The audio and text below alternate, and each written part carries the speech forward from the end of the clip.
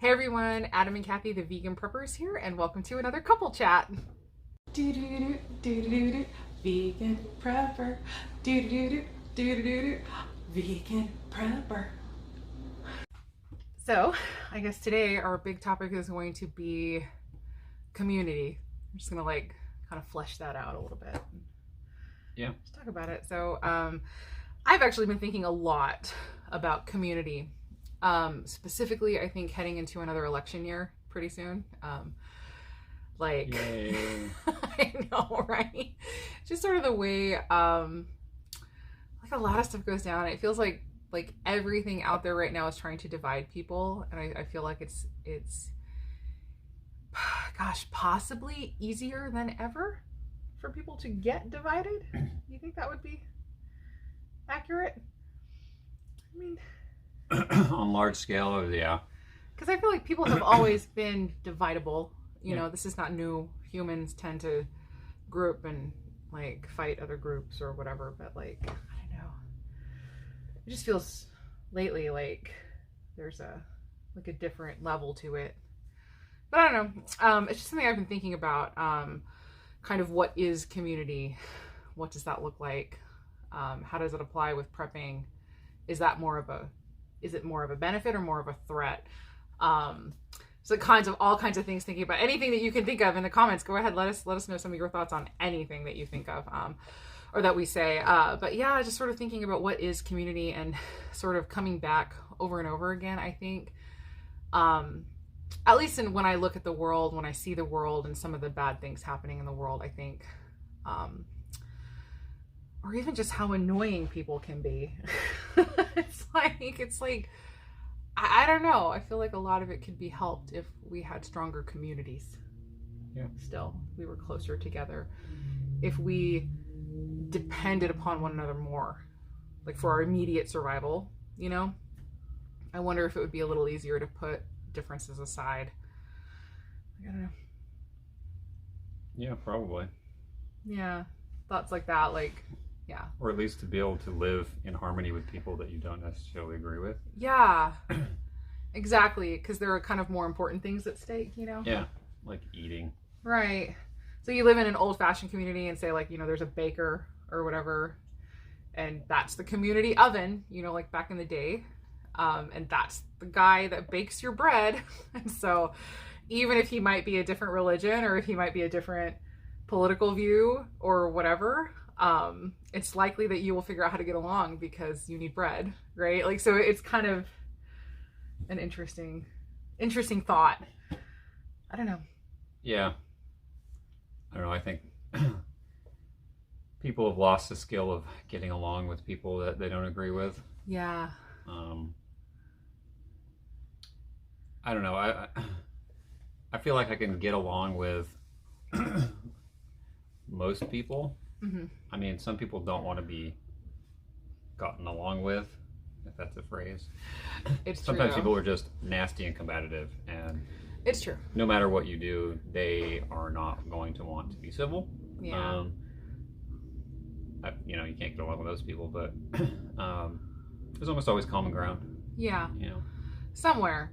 Even in really opposing political views, I think a lot of times, probably most of the time, when you get down to the very base of the issue, that whatever argument you might be having, a lot of times both people actually do want the same things, but the disagreement is over how you're going to get there, or both people want to protect someone, and they're arguing over who requires protection in whatever issue.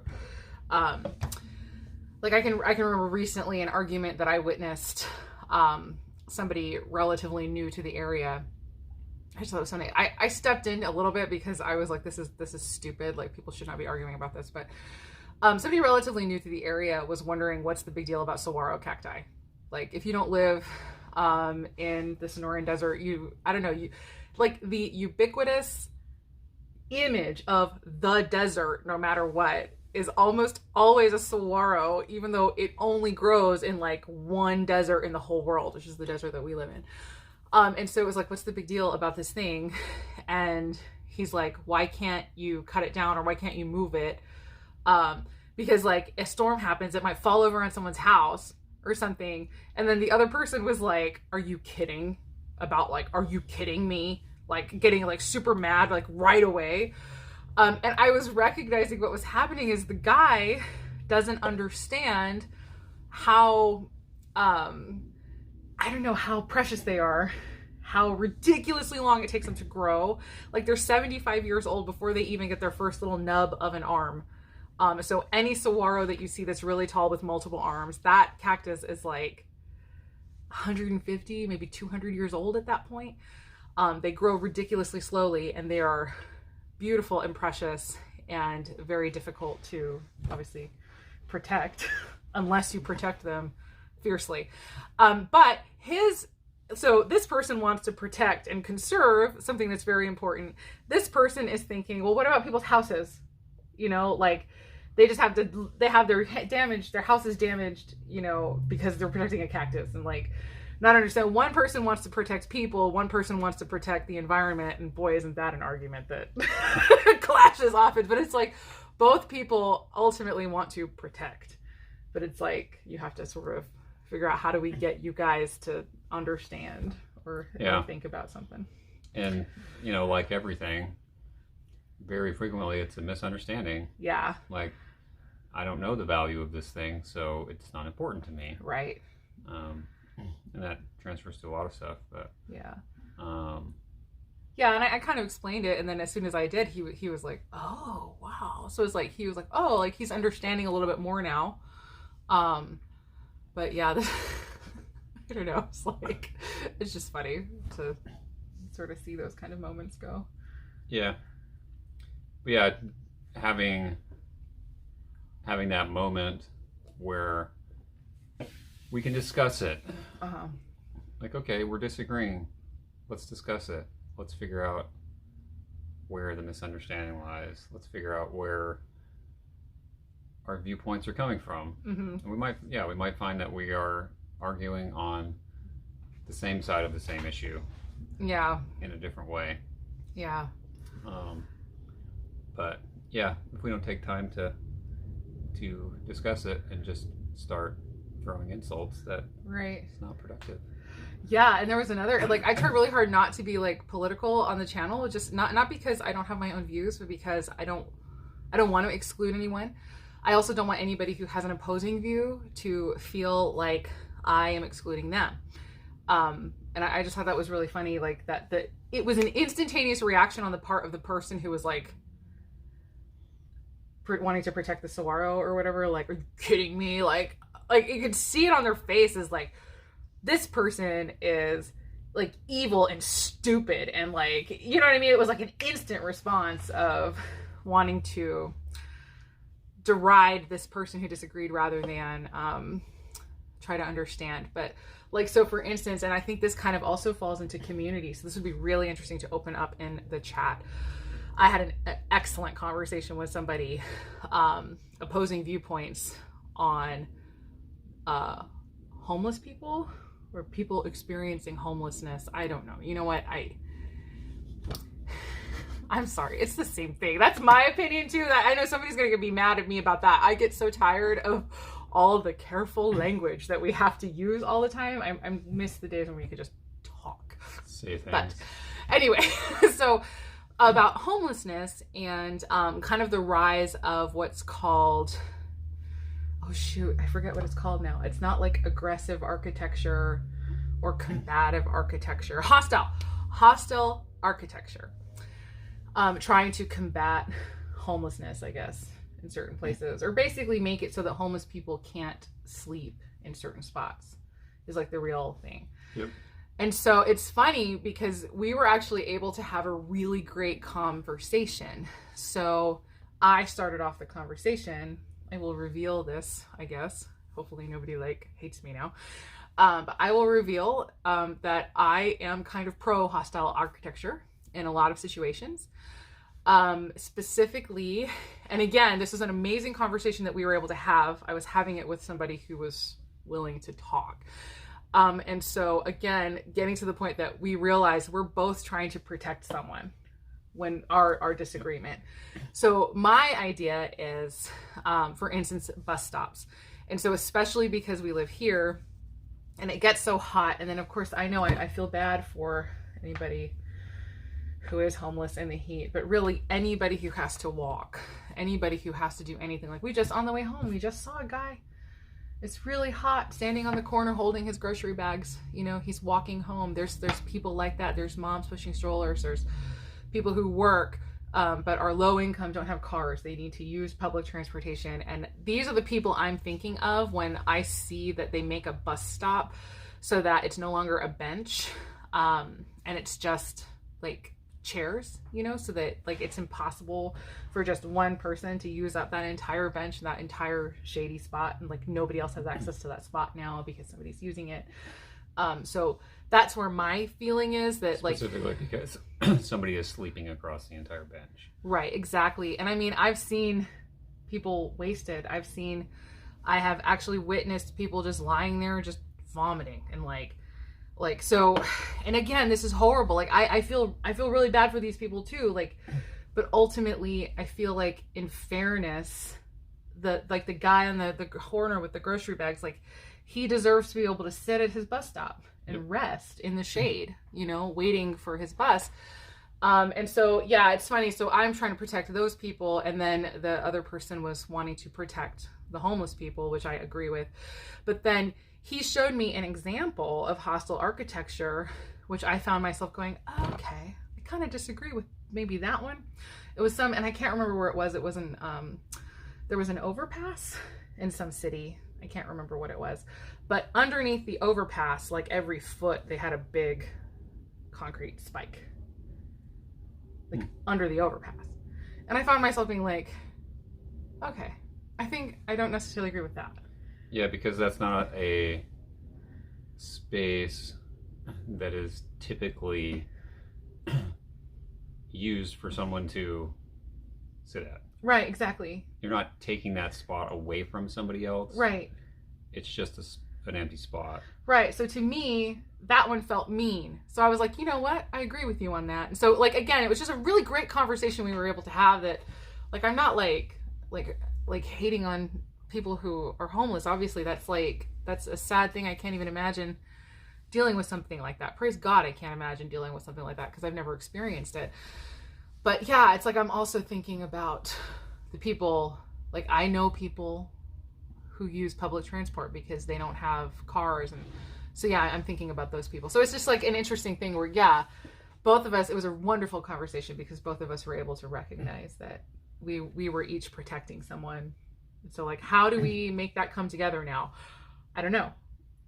I don't know yet, but it's like being willing to talk, I think, is how you start those things. Yeah. Yeah. But yeah, it was an excellent conversation. I loved it. Anyway. Yeah. So anyway, community, I guess. It's like, and yeah, how sad, because it feels too like community is something that would fix so many problems. Like if, I think too, like everybody who wants to depend upon the government to give assistance and do all that kind of stuff. And it's like, well, what about the community? What if the community came together instead and helped people? Like it would be so much more effective, I think. How do we start it? I don't know. Again, I don't know. But yeah, I feel like if we were closer, if we depended on each other a little more, you know, I feel like a lot of things would get solved. Yeah. In our world. I don't know. And it's probably easier in small towns. Mm-hmm. You know, we live in a city of, I don't know, like 2 million people. Mm-hmm. And, you know, neighbors are constantly changing. There are rental properties that get used for 6 months or a year, and then there's new people, and you don't really develop those relationships. I mean, we haven't necessarily developed relationships with neighbors we've had for 15 years, but we have one. We have the guy next door. Yeah. We know him, but yeah. Friends with one neighbor. Yeah. But yeah, there's a constant change of who's around, so we don't really develop that. Yeah. You know everybody, and and you know what everybody is capable of and what they bring to the table. Hey, kiddo. He's coming to make weird faces. Okay, here. Let me scooch back. I'll scooch back a little bit. Here.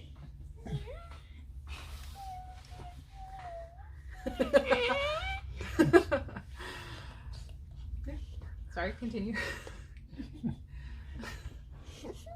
Goofball.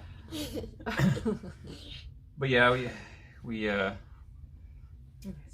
mean, when I was a kid, if you and your friends were horsing around and tearing stuff up, any adult would tell you to stop it. Yeah, cut it out. Yeah.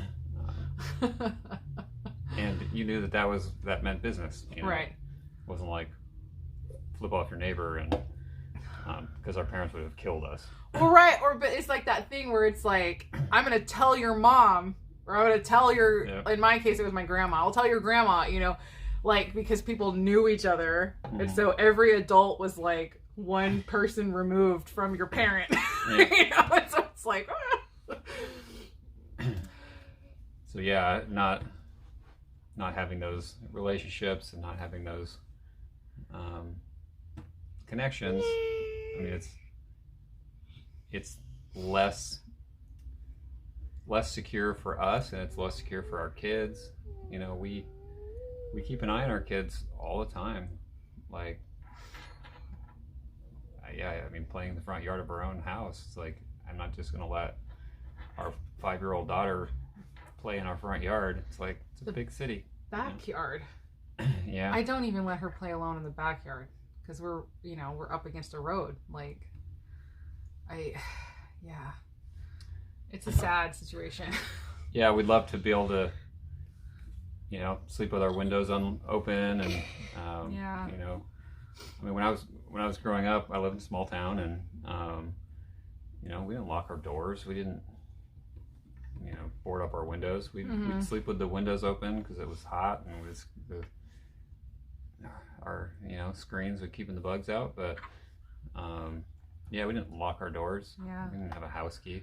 We didn't come over from school and need to have a key in our backpack, but the door was just unlocked because small town.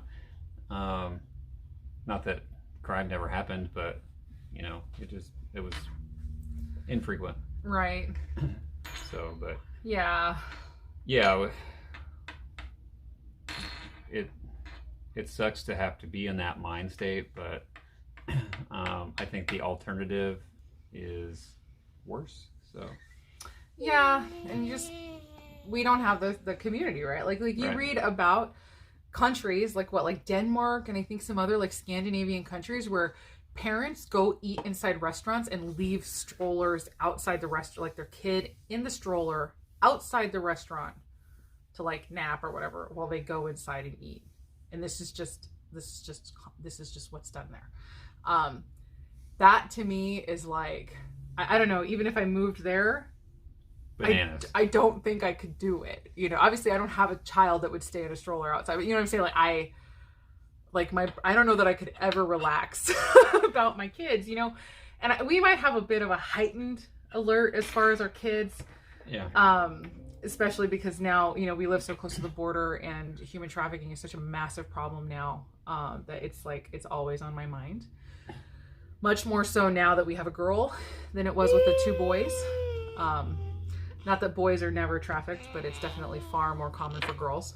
But it's just, it's terrible, some of the stuff we deal with. But there's a new show my aunt was actually telling me about called Old Enough on Netflix. And I'm going to watch this thing because I'm like, this sounds crazy to me that she was explaining that it's like a lot of, and I'm not sure which country, but it's either like an Asian country or maybe a couple of Asian countries. I'm not sure what it is. But it's like these little kids that get sent on errands, and some of them are as young as 2 years old, walking to the store to pick something up for their parents, and she was describing that it's like just culture in this particular country, or countries, I don't even know, where it's like they wear a vest of a certain color, and that vest lets everybody around them know that this is a child who's alone. like advertises this kid is alone, like on an errand kind of. And it's just part of the culture, part of the understanding of that community, that if you see a child in that vest, you know you're keeping an eye out on that child because they're alone. And it's like, it's just so like completely different from what we see here in the US, of course. Like, I don't even know. It's just like, again, it's just like so mind-boggling to me. Like, I don't know if I could ever even enter that headspace. She was describing they have like a little flag that they walk up to the edge of a road and they just like put up a little flag. As soon as they put up their flag, traffic just stops. Like, they can cross the street anywhere because they put up their flag and traffic stops.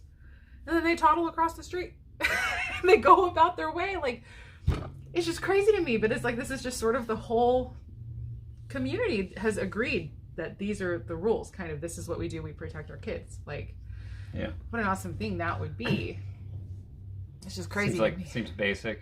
Hey, yeah, we're all going to protect the kids.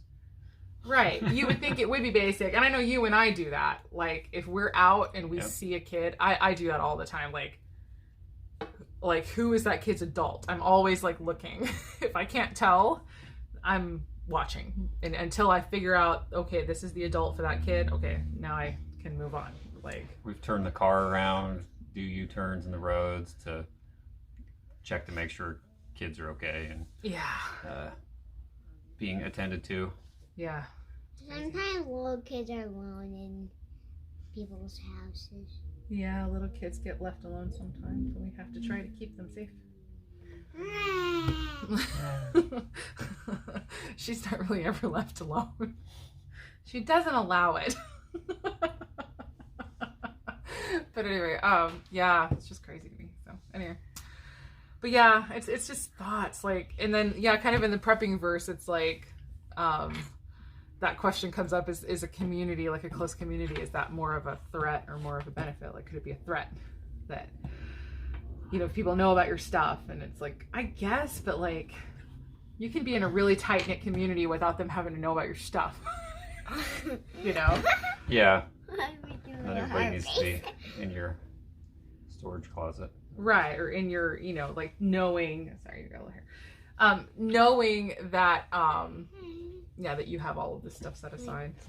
Right. I have a couple people who know in my friend group, my family, basically my friends that are essentially my family.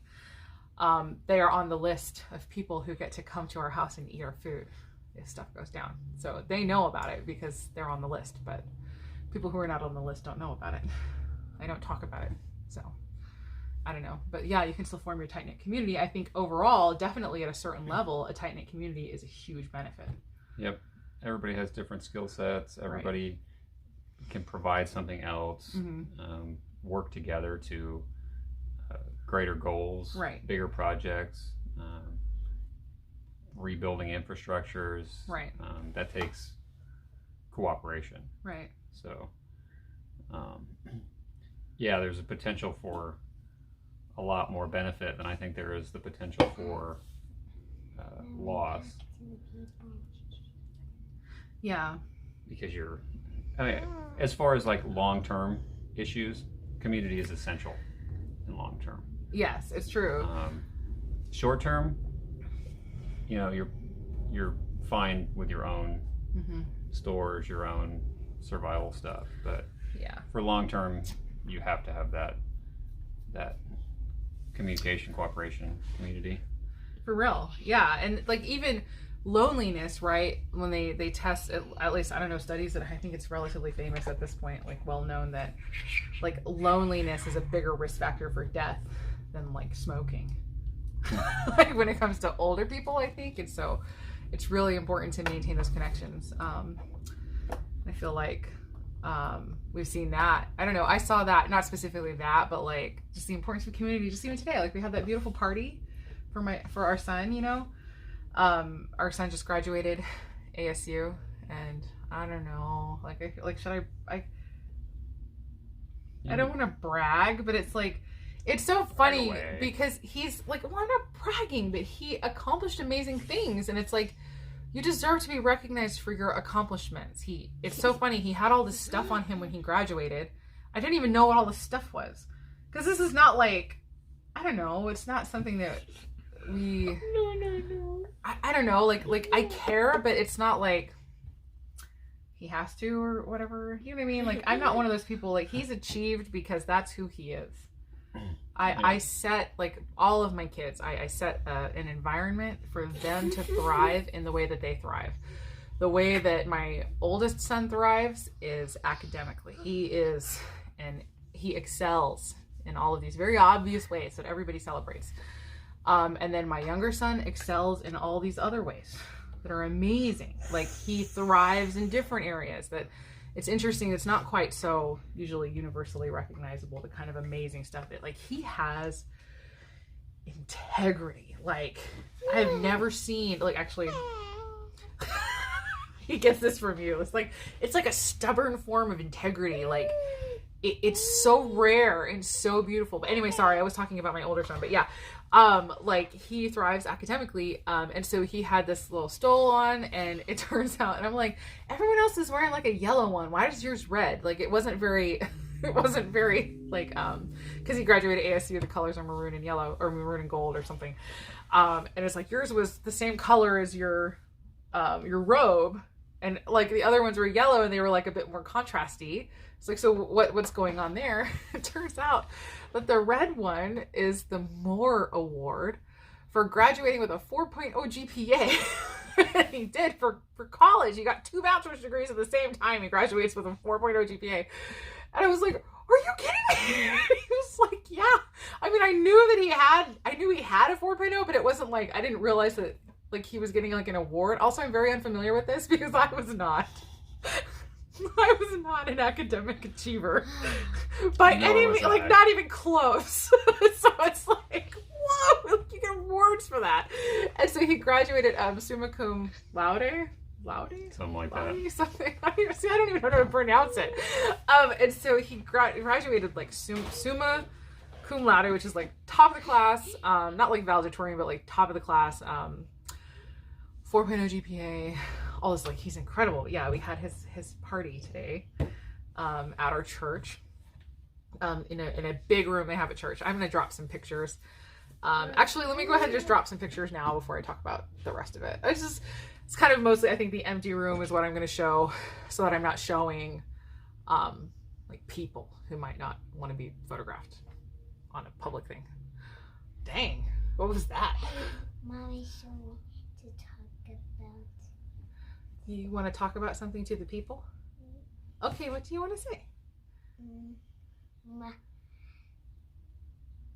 I saw when we were at Costco, I saw a tape sticker that was like Dad climbing up the bench.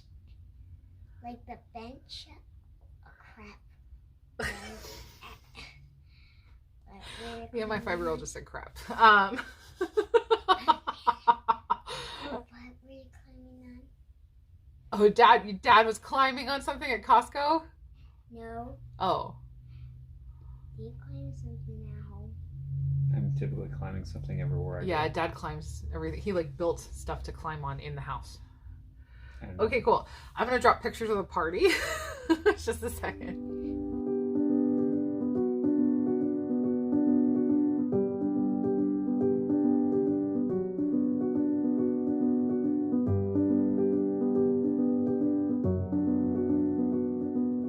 So it ended up turning out really well. Thad was telling me that everybody was loving that crudité board, like the veggies.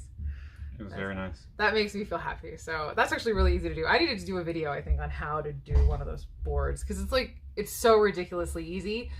I think it looks more complicated than it is, but yeah, that was super awesome. So it's just basically a bunch of veggies, and I did like pretzels and pita chips this time with 3 different dips. And so then we also had Chipotle cater. And so it was just an excellent party. I didn't get any pictures of the Chipotle, but You know what Chipotle looks like. If you don't go to Chipotle, purchase food there. So, well, it ended up being beautiful. And it's just a wonderful party to celebrate him and his accomplishments, his achievements. And so we had, I don't actually know how many people came. It was like between 40 and 50 people came. And so we've been involved in our church for a very long time. There's people who remember Thad when he was like tiny. And so it's, we've built a lot of relationships there. Beautiful community, right? And so I think honestly, personally, that has to be, you let me know in the comments below if you agree or not. It has to be one of the easiest ways to form community, I think, is church. Yep. That's just where you do life with people. I feel like it brings people together for one, typically, I guess if you are a Christian, if not, then, hopefully you can find some other way, but like, some other way to build a community. But yeah, you believe the same on a lot of things. Hopefully you believe the same on the most important things. And so disagreeing on other things doesn't matter as much. Yeah, because you have people from so many different walks of life, mm-hmm. and we agree on something. Yeah. So we've got... Nothing can be God. Yeah, Democrats, Republicans, Libertarians, Independents, just like the whole... People who drive Fords. I mean...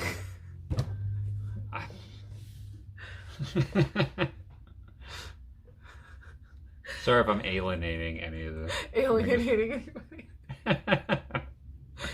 It's okay, you can sell it by Dodge, it's fine. What is a Raptor, though? Isn't that a Ford? It's a Ford. You like Raptors? I do. Okay. I don't dislike Ford. It's just a joke. It's just a joke. Okay, I was going to say. They're all pieces of junk. So okay, all right. Anyway, sorry. So, yeah, and you just form groups. But also the thing that ends up happening is over time, especially if you have a really good community, and definitely not every church is a good community. I'm not saying that. There's definitely some kind of bad places out there, but I think a lot of places, if you just kind of give them a chance, you find your people. And, oh gosh, our people are just everywhere. All walks of life. All diversity in every way, not just superficial diversity of skin tone or whatever, but like diversity in the way that matters, right? Like we were talking about people who have different views on life and whatever, but we're all brought together because we love Jesus, we love each other, and we do life together. And over time, you form these groups, these connections, and you can become very involved with people, right? Because you're sharing your difficulties, your struggles, and becoming a community, right? You're depending on one another. And so you're forming these bonds and these ties, because it's like, I had an issue, you helped me. You have an issue, I helped you. And it creates this really, tight-knit, close relationship thing. So it's just a beautiful day with a lot of our favorite people on this whole earth. Get to come to this. I just got to spend the whole afternoon with all these people. It was amazing. And so... Yeah, but a lot of it just could not have gotten it done without people helping with that community coming through. Like Elliot had a random, he's doing a summer internship program, and he had an orientation today. And just the timing of everything, there was no way that I was going to be able to pick him up because we were going to be in the middle of the party at that point. The party was from 11:30 to 2. His orientation ended at noon. And there was just no way that I was going to be able to get out to get him. And so I just put out a call on Facebook, like, hey, is there anybody? I said, putting out a call to my village is what I said. Is there anybody who's going to be available? Possibly, like, are you coming to the party and you can pick him up at 12 and just bring him with you? Is there any way that you could do that? With like the location of where he was going to be. And then I did. I got actually 3 people responded almost immediately.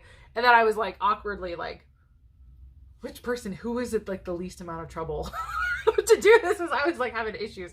But yeah, he got picked up by one of my friends and brought to the church. And then she wasn't even staying for the party, which was funny. But she lived like right next to where he needed to be picked up. And so she brought him to the church. And then of course I was like, here, take food. And so I gave her plates and stuff as she took a bunch of food home. And that was just sort of that, but like, stuff like that. And then the cleanup, I was thinking of it again during the cleanup process. Yep.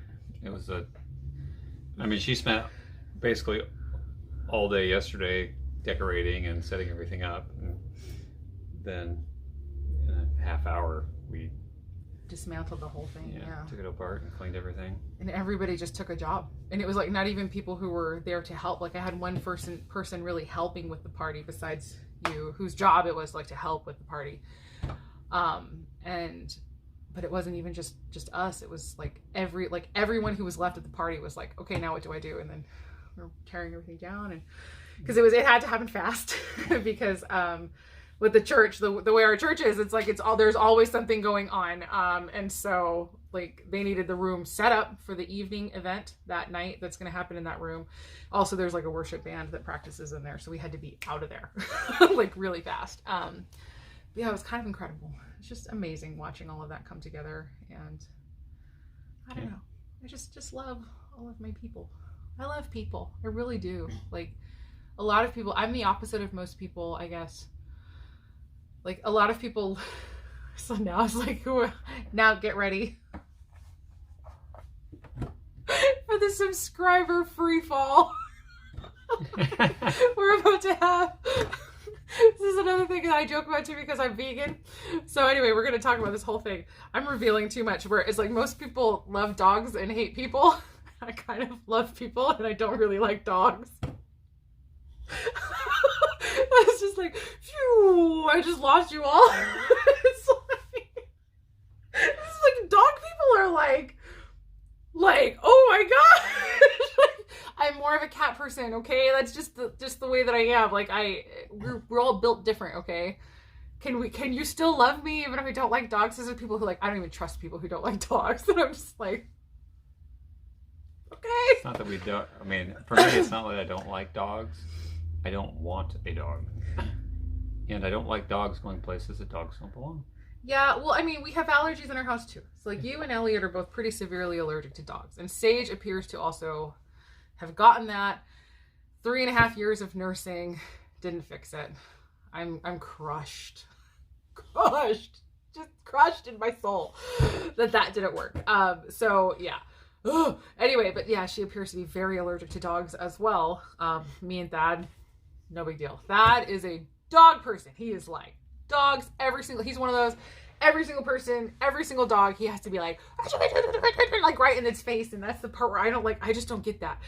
And so I also joke that like as a vegan, I don't know if I should say this because I know we have non-vegans watching, but it's a joke where most people say that they like animals, but what they mean is they like dogs.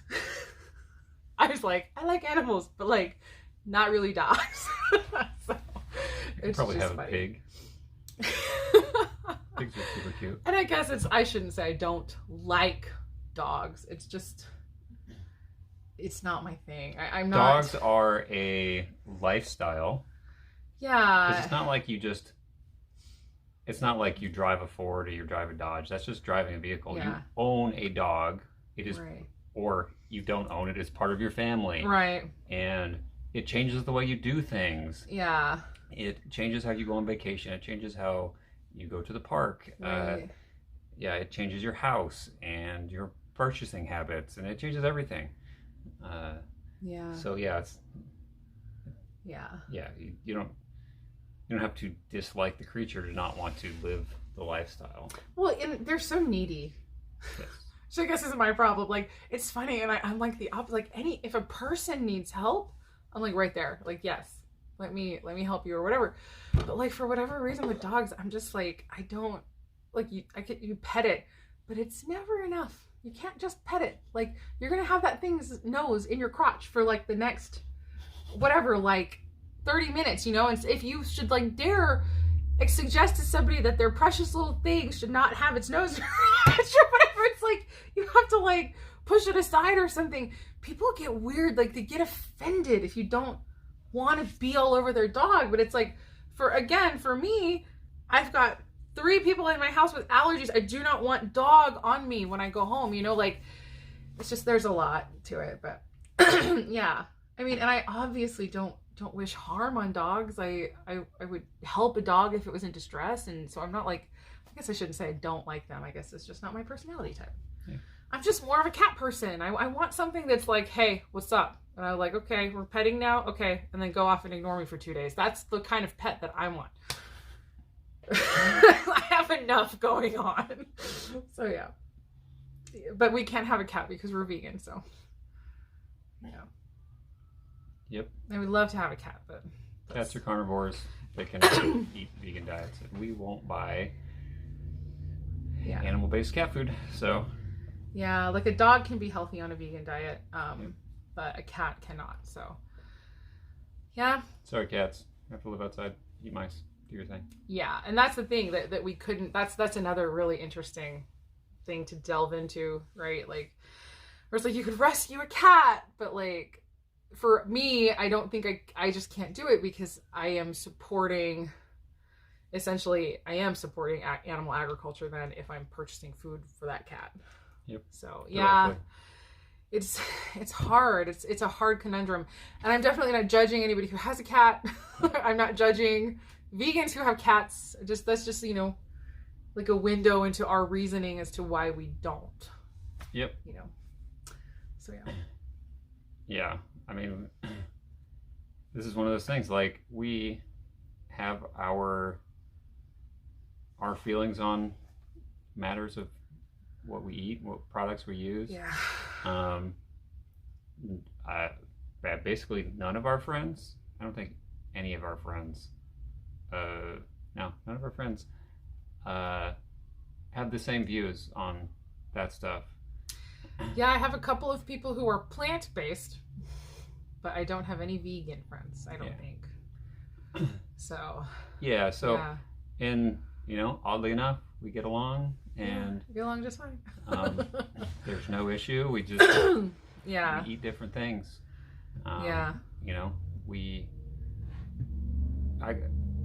People got to do what's right for them. I mean, Just it. And it's super easy to get along. It is. It doesn't take that much effort at all. Yeah. It's like we go to a restaurant and I eat something vegan and they don't, and that's it. Yeah. No big deal. Oh goodness, this is one of my favorite verses in the whole Bible. This is why I'm talking about, like, you basically agree on stuff. The most important things. Romans 12:18. If it is possible, as much as depends on you, live peaceably with all men. I love that. And I also love that the Bible puts in that little bit, as much as depends on you. Yep. It's like, there are going to be, like, people's actions. Right, like you were saying, there's going to be those people who are just kind of impossible. No matter what you do, they are not going to be happy. So, you just got to do as much as depends on you. Live at peace with people. And so, I don't know, but anyway. Like a guy at work told me he didn't want to drink a drink because it said vegan on the can. Seriously? Yeah, he's like, I still drink it, but I was like, almost not going to drink it. I was like, you ever eat a banana? Goes, yeah. Just because it doesn't say vegan on it, a banana is vegan. Yeah, so it's pineapple. That reminds me of that other question. Remember we had that, like, that, and I want to say who was, like, somebody who was, like, kind of seriously testy about something that was vegan. And it was like, so you don't want pineapple then? Because I had brought something that was vegan, and I mean, I try not to be, maybe I shouldn't have, but every now and then I'm kind of like, so then do you not want the pineapple either? Because I brought that and that's vegan too, Like, it was just like a weird moment, like, people have. It was funny, like, today at the party, I watched people's faces, because that's the part where I feel guilty sometimes, where, like, I just shouldn't say guilty, because I'm not going to purchase animal products. Yeah. I'm not going to. And it's not like I'm trying to force veganism on other people, but, like, my moral code will not allow me to support buying animal products. I would hope even non-vegans watching, if you're still watching, that, you could understand. It would be like showing up at a bar mitzvah and expecting there to be bacon. Just because you like bacon. Well, there's not going to be bacon at a bar mitzvah because they don't eat pigs. Like, it's just, it's a moral code that they follow, like Jewish people specifically in this in this case. But, like, for us as vegans, we're not going to purchase animal foods. It was funny. I watched a few people, like, go through the Chipotle and, like, look. Because they were looking, like, for the chicken. And it's just so funny to me, too, because I'm like, okay, like, I get it. I get that there's no chicken there. I get that there's no steak there. But, like, come on. Do you go to Chipotle and get nothing but chicken in your bowl? Like, right. The majority of what you get is rice and beans and lettuce and pico and like, salsa. Yeah, it's just so funny. It says, like, literally nothing else on that table tastes good except for chicken. Like, chicken is the only thing that would taste good on that whole table. Like, it was just funny to me. Like, anyway, I get it, but I'm not, like, not trying to force veganism on people, but, like, I'm just not going to buy it. And that's it's one meal. that they didn't even have to buy. And that's what it was about. It wasn't about that. And so I don't know if anybody like hopefully nobody was like leaving, you know, making comments about us like forcing anything. I didn't even like put any labels out, but we just got sofritas. We got, you know, the whole spread. Like, it was amazing. But yeah, so, and even if they didn't want the sofritas, they could have avoided the soy by just getting the rice and the beans and the veggies and stuff. There's a huge pile of guac, you know, it's like so much guac. So yeah, anyway, it was interesting. But what's funny to me was these cupcakes that we got. So I will share with you, it's Rubicon brand vegan cupcakes from Whole Foods or Sprouts or whatever. They sell them there, at least in our area. I guess they originate in California, so I'm not sure if they would be available like further out, but who knows. But anyway, it's Rubicon is the brand. They're insanely good. I was able to order some from Whole Foods for Thad when he was away. Yeah. So probably Thad, if you have a Whole Foods, they're available. Yeah, Thad was in DC, and for his birthday, because it was his first birthday away from home, we ordered a bunch of stuff for him to be delivered via Amazon and from a Whole Foods, and he got those cupcakes. Yeah. But they're insanely good. So I actually tested, there was a local vegan bakery, and I went and tested because I was going to have them cater the dessert. But I tested and I was like, this is not good. Like, this is not even remotely as good as those cupcakes that I get from Whole Foods. And I was just like, they're so good. Why don't I just get these cupcakes? And what was funny was I had a few people go, oh, are they vegan? Like, because they, like, again, I'm not trying to, there's no signs. I'm not preaching. It's just, this is what I'm providing. And it happens. Welcome to veganism. It's vegan because we are vegan, not because we're trying to force anybody else. But yeah. But it was funny. I was like, yeah, they are. And I was like, okay, I'll give it a try. And then it's like they go back for their second cupcake because they're so insanely good. Everybody. The important part is sugar. Because everybody was like going crazy over those cupcakes. Because those cupcakes are not good for being vegan cupcakes. Those are good cupcakes. They're the best cupcakes. Like, they're so good. I'm not into frosting. I'm not into. And I am. Yeah. But those cupcakes are, yeah. I'll eat the frosting on those, and yeah, I'll lick the wrapper. Yeah, it's like the only cake product that I'm like really interested in. Yeah, and I am into frosting, and I'm still into those cupcakes. So it's not just like they're good. Like if you don't like frosting, like anyway, yeah, they're insanely good. And there's like frosting in the center. It's just so good. But yeah, everybody, those cleared out. It was funny, like at first, and maybe because people were kind of eating, but it was like once the cupcakes started going, they went. And so that's the only thing that I brought today that I didn't have to bring home any. So yeah. I'm glad for that. They disappeared. I know, you poor thing, you're on your no sugar thing. Yeah. Did you have a cupcake? No. See? Integrity. Like, that's what I'm talking about. Like, he makes a decision. Once he makes a decision, he does it. Well, here's the deal. I mean, that is true, but so without getting really deep into it, I went for maybe 3 months, horrible allergies, nonstop, every day. And I noted one day that I ate a lot of sugar and I felt much, much worse as far as my sinus allergies. So I decided to do the experiment of see if it would be the opposite if I ate really, really clean, if my allergies would get better. And it did. Unfortunately, no. Also, fortunately, of course. I'm just, So maybe a week and a half into no sugar, no junk food, very strict. For I think 3 weeks I was very strict. About a week and a half in, my nose stopped running. And it hasn't started running for 6 weeks. So it's pretty great. So it's a little easier to say no to cupcake when I have seen a quantifiable benefit to not eating it. So yeah. Not having my nose run is more important to me than the cupcake. So yeah, but see, even a lot of people won't even do that. I know that sounds crazy, but no, you're amazing. You are incredible. Nose run for 3 months straight. But, yeah. So yeah, you're amazing. Just let me say you're amazing. So I did start doing a little bit of like mildly cheat weekends. I'll eat some chips or something like that on the weekends.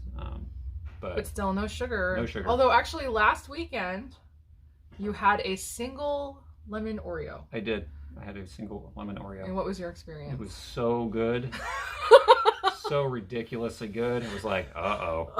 I can't eat any more of those. It was so good. You like instantaneously wanted more. Oh, yeah. Like, yeah, so it's just kind of funny like how you felt the like kind of like a like almost addiction or like something that was not you rise up and say, I want this. I want more of those. Eat as many of those as you can get. Yeah. I did not. I ate one, and I'm not going to do that again. Yeah. So. And he's not. He won't. That's the thing. I will experiment a little bit. Maybe another month. I'm trying to get my body like really get the inflammation in my body down. I think that's a lot of my sinuses is an inflammation response to the type of food and environment stuff. Yeah.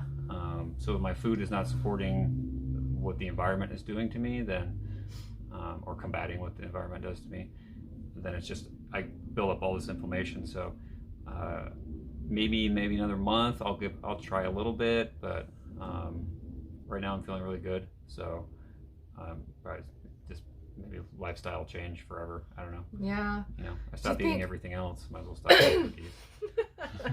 Do you think that you're going to go back to eating or using like barbecue sauce or anything like that, or? Maybe. Yeah. Because I mean, he's been pretty strict, like not even barbecue sauce. So, yeah. Yeah, I had like I had maybe 10 ounces of Gatorade after a long run. Yeah. Or not long run, a long run for me right now. Well, it was really hot. It was very hot. Yeah. Yeah, that's about it.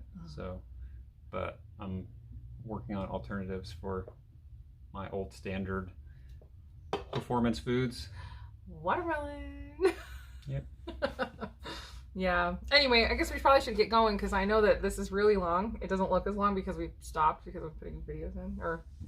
It looks exactly the same length to you guys. It just looks different to us. It does. I'm seeing the count on the screen. It's like, actually, I know we're getting close to an hour, I think. Double that. So anyway, I just thought I would mention quickly before we leave, what are our flavors of Waterloo? We love our Waterloo, I gotta say. I know a lot of people, sparkling water is not their thing. I feel like Waterloo is a really good one if you tilt it down a little. There it is. So Adam is loving orange vanilla. I don't know how they make it. I don't know how to make it so smooth. It's just like this flavor particularly is just, it's my jam. So good. I have the tropical punch. I'm actually really loving it. But yeah, this is like, we don't do soda anymore. We don't really do sweetened drinks in general. I mean, we do sometimes have juice, but it's like fruit juice, which I know is still technically sugar, but it's not like no sugar added to the drink. But we're very used to it at this point. We love our sparkling water. I know I didn't at first, but for anybody who is a sparkling water aficionado, we love Waterloo. I don't like LaCroix, or how do you pronounce it? No, they're super bitter. But yeah, they never seem very good. These, I love these. And they've got like 20 different flavors. Yeah. But this is my new favorite. This is mine. Although you don't like this one because you say you just taste grapefruit. It just tastes like grapefruit to me. I don't feel like it tastes like smells grapefruit. too. See, I don't agree, but I don't know. Maybe this just you just really dislike grapefruit, so that's what's coming out to you. So I really do dislike grapefruit. Yeah. So anyway, but I'm loving this. It's definitely like a little fruit punch, but obviously without the sugar. It's a weird phenomenon to try to describe for anybody who isn't used to sparkling water. Yep. It's not like you're going to buy this and be like, oh, this is delicious if you've never drank sparkling water before. Yeah. It tastes like sparkling water. Yeah. It's a little bit bitter. It's probably like drinking beer. People, like, I don't drink, so tasting beer is like, why would you drink this? This is awful. Yeah. But people love it. Right. So anyway, anybody who's curious about our Waterloo, we do love our Waterloo. So anyway, okay. If you're out there, Waterloo, and you want to sponsor us, send me cases of it. You try all the new flavors. Okay. I have my mouse here. Like, I'm going to stop the video with my mouse. Oh my gosh, you guys. Okay, so I guess that'll be it. Just let us know in the comments down below anything that you thought about any of that. Like, What are your thoughts? Are you still here? Do you still like me, even though I said I don't like dogs? Anyway, so I guess that's all. And as always, I hope the rest of your day is good and your life stays wonderful. Thank you so much for watching. Bye.